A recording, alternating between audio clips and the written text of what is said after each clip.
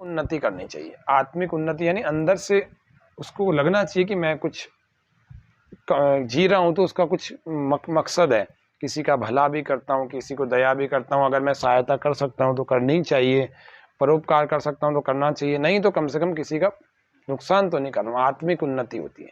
ईश्वर की उपासना रोज करूँ, मैं रोज सुबह जल्दी उठ करके परमात्मा का ध्यान करूँ, जिसने मुझे जीवन दे रखा है, प्रजा दे रखी है, धन दे रखा है, मकान दे रखा है, खाने के लिए रोटी दे रखी है, ये परमात्मा ही तो देने वाला है। माध्यम कोई और बन जाता है लेकिन देने वाले तो परमात्मा है। तो सुबह और शाम 2 समय की संध्या होती है। उन दोनों संध्याओं में 45-45 समय मिनट का काल होता है। वो 45 मिनट में कम से कम 10-15 मिनट तो रोज बैठे परमात्मा को याद तो करें, वरना तो फिर जंतुओं में और पशुओं में और मनुष्यों में फिर अंतर क्या निकला। और तीसरी होती है सामाजिक उन्नति। समाज का मतलब होता है व्यक्ति व्यक्ति से मिलकर के समाज बनता है।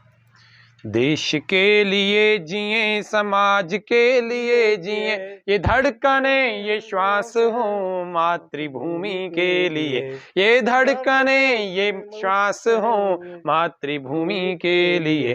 व्यक्ति व्यक्ति में जगे राष्ट्र भक्ति भावना, व्यक्ति को समाज से जोड़ने की साधना, दांव पर सभी लगे जन्मभूमि के लिए। देश के लिए जिए, समाज के लिए जिए, ये धड़कने ये श्वास हो मातृभूमि के लिए, ये धड़कने ये श्वास हो मातृभूमि के लिए। एक अच्छा समाज तब निर्माण होता है जब एक अच्छे व्यक्ति, अच्छे मूल्यों वाले व्यक्ति होते हैं ना, तब जाकर अच्छा समाज निर्माण होता है। तो इसीलिए हम अच्छे व्यक्ति बने, अच्छे मनुष्य बने, और योग यज्ञ करके अच्छा मनुष्य धीरे धीरे बना जा सकता है। कोई मुश्किल बात कुछ भी नहीं है। अच्छे संगतियां करके, अच्छे लोगों के संपर्क में रह के, धार्मिक लोगों के, विद्वानों के संपर्क में रह के हम अच्छे व्यक्ति बन सकते हैं। तो अच्छे समाज, जैसे अब कल अपने पास कोई समाज नहीं था और आज मैं कभी आपको जानता ही नहीं था, 2-3 साल पहले तक आप भी मुझे नहीं जानते थे, सुमन जी को भी 6 साल पहले तक नहीं जानता था। ऐसे ही अपन मिले और अच्छे काम से मिले तो आज जुड़े हुए ना, कितना दूर भी आ गए और कितने सालों से जुड़े हुए आज। तो एक अच्छा समाज अच्छे लोगों से निर्मित होता है, खराब लोगों से कभी नहीं। कोई बात नहीं, उसमें चली गई ना, स्थापित तो करी थी अपन, ये तो बुझता रहेगा क्योंकि ये हवा चल रही है, कोई दिक्कत नहीं। तो अच्छे समाज का निर्माण अच्छे लोगों के द्वारा होता है। ये बात जान करके पक्का करके रखना, क्योंकि कई बार लोग सोचते हैं मैं सुधर जाऊंगा तो क्या हो जाएगा, दुनिया में तो खूब खराब है, मैं भ्रष्टाचार से बच जाऊंगा तो क्या हो जाएगा, मैं झूठ बोलना छोड़ दूंगा तो क्या हो जाएगा, दुनिया में तो बहुत झूठ क्या उल्टे उल्टे काम करने वाले भी बहुत है, मेरे अकेले के सुधरने से दुनिया थोड़ी सुधर जाएगी, तो अपने भी करो, ऐसे सोचते थे। तो ऐसा कभी नहीं सोचना चाहिए। हम सबको हमें सोचना चाहिए कि मैं सुधर गया तो दुनिया सुधर जाएगी। एक आचार्य का वचन था, आचार्य श्री राम शर्मा जी का, वो क्या कहते थे, हम सुधरेंगे जग सुधरेगा। उनका एक ही वाक्य था। हाँ, बोले आप ये मत सोचो ये खराब है वो खराब, आप सुधर गए क्या, तो बोले हाँ आप सुधर गए तो फिर जग सुधर जाएगा, अपने आप सुधर जाएगा। हर व्यक्ति यही सोचता रहा कि मैं सुधर जाऊं, मैं सुधर जाऊं, मैं सुधर जाऊं, तो सीधी सीधी बात है संसार सुधर, क्योंकि आप संसार को सुधारने निकलोगे ना, थोड़े दिन में हताश निराश होकर वापस घर आके बैठ जाओगे। सीधी सीधी बात बताऊं, क्योंकि सब में पूर्ण ज्ञान, सारे लोग बड़े विद्वान नहीं होते, अधूरे ज्ञान के आधार पर लोग समाज को सुधारने निकलता है। थोड़ा सा सीख गया तो उसको लगता है मैं वहां। ओम, जिनके अगर कोई शरीर में दर्द मान लीजिए है तो अपने को ऐसी वायु मुद्रा बना के रखिए। किसी के कानों में समस्या, थायराइड है तो इस आकाश मुद्रा को बना के रखें। किसी को फैट रिड्यूस करना, ज्यादा मोटापा है तो पृथ्वी, ये सूर्य मुद्रा बना, ये पृथ्वी मुद्रा, ये सूर्य मुद्रा है, और इसी को अगर इधर लगा देंगे तो पृथ्वी मुद्रा हो जाएगी।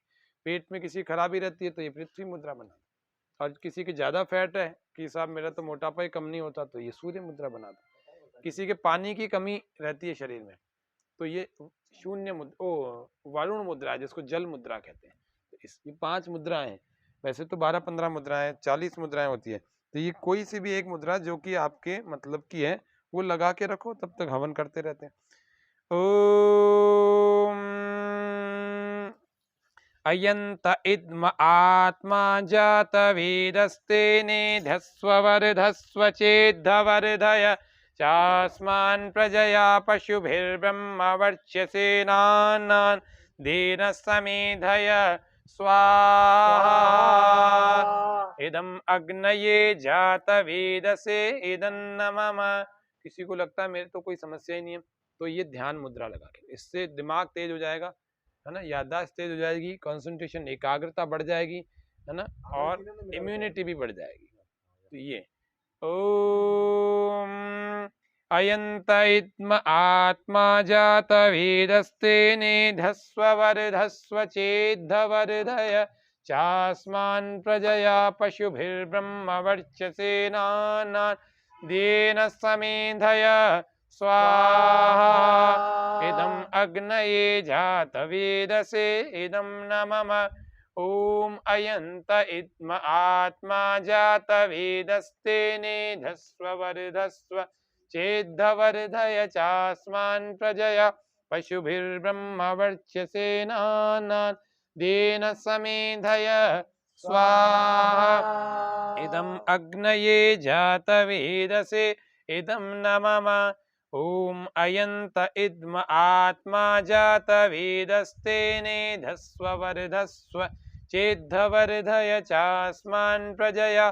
पशुभिर्ब्रह्म वर्चसेनानान् देन समेधय स्वाहा इदम् अग्नये जात वेदसे इदं न मम। माता जी ऐसे दिया करो ना, यूं करके यूं दे दिया करो, इसको दूसरा हाथ लगाने की आवश्यकता नहीं है ना, ऐसे दे दिया, ठीक है।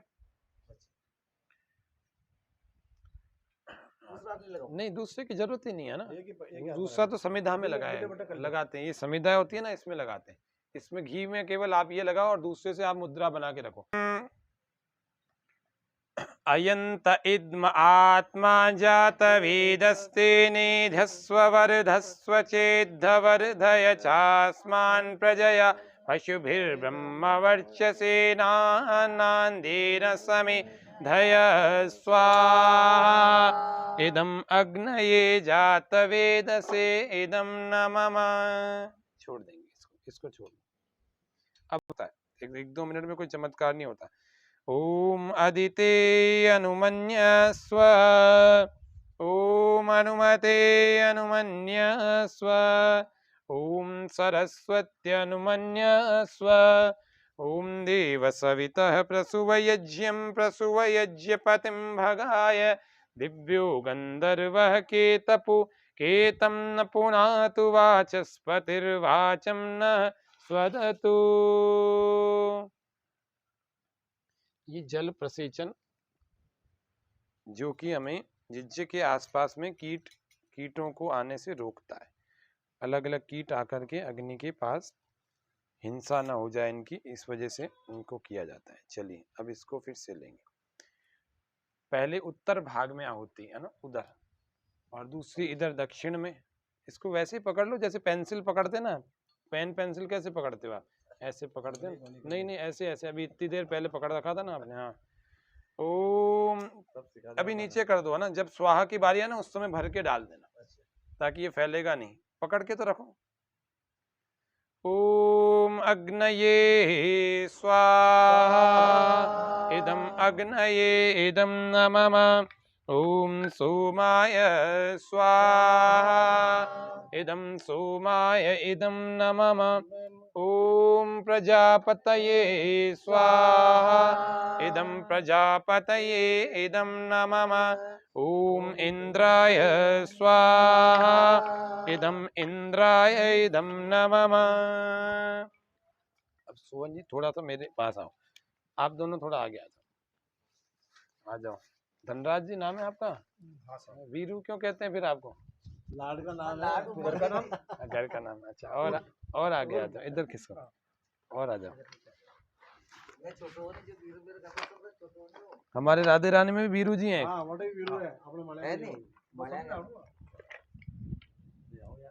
ओम, अब हम सामग्री की भी आहुति देंगे। आपके पास सामग्री की प्लेट जो है इसमें थोड़ी थोड़ी सी सामग्री आ जाएगी, इसको शाकल्य कहते हैं। इससे दाएं हाथ में जैसे बालक को या देवता को भोजन करवाया जाता है, बड़े प्रेम से स्वाहा के साथ में इसके अंदर डालना है, बाहर नहीं फैलना चाहिए और इतना आगे भी नहीं कि हमारा हाथ जल जाए, ये ध्यान रखते हुए।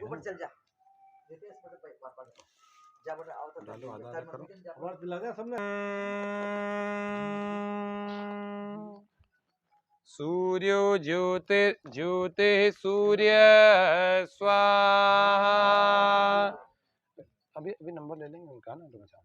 ओम सूर्यो वर्ष्यो ज्योतिर्वर्ष स्वाहा।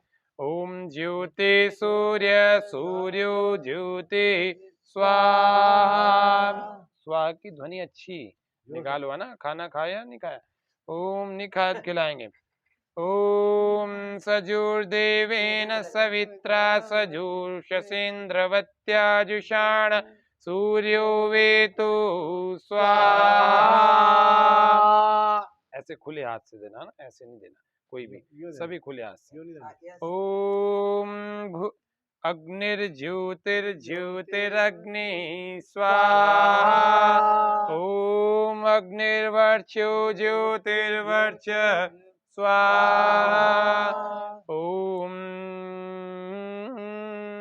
स्वाहा। ओम सजुर्देवेन सवित्रा सजुर्रात्रीन्द्रवत्याजुषाण अग्निर्वेतो स्वाहा। ओम भुरग्नये प्राणाय स्वाहा। इदम् अग्नये प्राणाय इदन्नमम। ओम भुवर्वायवे अपानाय स्वाहा। इदं वायवे अपानाय इदन्नमम। ओम स्वरादित्याय व्यानाय स्वाहा। इदम् आदित्याय व्यानाय इदन्नमम। ओम भूर्भुवस्वरग्निर्वायवादित्येभ्यः प्राणापानव्यानेभ्यः स्वाहा। इदम् अग्निवायवादित्येभ्यः प्राणापानव्यानेभ्यः इदन्नमम। देखो ये पंच प्राणों की आहुतियां चल रही हैं। जो व्यक्ति पंच प्राणों को समझ लेता है और उनकी आहुतियां दे देता है और वैसे ही प्राणायाम भी कर लेता है, वो कभी बीमार नहीं पड़ता। यदि बीमार हो गया तो ठीक भी हो जाता है, क्योंकि हमारे शरीर में 10 तरह के प्राण चलते हैं। आप सबको पता होगा, नहीं पता हो तो इसका एरिया देख लो। पहला प्राण होता है, उसका नाम ही प्राण होता है। अपन बोलते हैं ना प्राण ही निकल गए इस व्यक्ति के, तो वो तो लोकल शब्दों में बोल देते हैं। वास्तव में ये है ना, वो लोग बीमार कम पड़ते हैं, और अगर नियम से रहते तो पड़ते ही नहीं बीमार। पहले दुर्योधन दुष्ट व्यक्ति था। दुर्योधन भी अगर अर्जुन से लड़ने जा रहा है तो रोज सुबह योग भी कर रहा है और यज्ञ भी कर रहा है। वो मारा गया अपने कर्मों से। वास्तव में योग और यज्ञ तो व्यक्ति को जिलाते हैं, अच्छा बनाते हैं। अब यहाँ यज्ञ हो गया ना, तो यहाँ आसपास एक पूरा एक वातावरण आभा मंडल ऐसा बन गया कि यहाँ पर रोगों का अटैक नहीं होगा। कुछ दिनों तक तो नहीं होगा। कोई वायरस आने वाला होगा तो कुछ दिन तक तो नहीं अटैक होगा, फिर भी करते रहेंगे तो फिर और भी आगे सुरक्षा होती रहेगी। तो इस तरह से थोड़ा सा आपको यज्ञ का महत्व बताया। ओम, इसमें प्राणों का क्या महत्व, क्योंकि अपन सब लोग योग शिक्षक हो गए अब, तो योग शिक्षक को यज्ञ से अपने को कोरिलेट करना आना चाहिए कि यज्ञ और योग दोनों कैसे जुड़े हुए हैं दोनों आपस में। ओम आपो ज्योतिरसोमृतं ब्रह्म भूर्भुवस्वरों स्वाहा। ओम यां मेधां देवगणा पितरश्चोपासते तया मामद्य मेधया अग्ने मेधाविनं कुरु स्वाहा। ओम विश्वानि देव सवितर्दुरितानि परासुव यद्भद्रं तन्न आसुव स्वाहा।